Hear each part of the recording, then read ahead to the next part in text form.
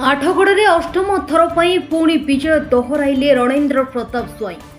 निकटतम प्रतिद्वंदी बीजेपी अभय कुमार बारिंग को 3574 खंड भोट्रे पराजय कर विजय हासिल करिसेंति।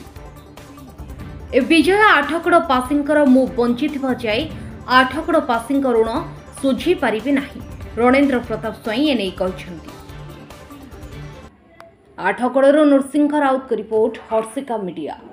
आठगड़वासी जो मैंने मत भोट देते जो मैंने मनउणा कर पुनर्विश्वास में दौर आठगड़ को 1 नंबर कर कार्यक्रम कर ये जीवन रे ये देहरे जीवन थी पर्यंत आठगड़ माटी मु काम करी से संकल्प नहीं लड़ई जो थिला टका माने ये लड़ई कौन कहबे लड़ई तो सबु भारत वर्ष विभिन्न जगार आम ओडिशा आम अंचल भी एवं विभिन्न प्रसंग लड़ई मुझे हार जीत बहुत रही था। मु कंग्राचुलेसन जनईबी अपर दल प्रार्थी माने जो माने कांग्रेस और बीजेपी ठिया क्या प्रति असूया भाव मोर ना, किंतु मो बड़ मो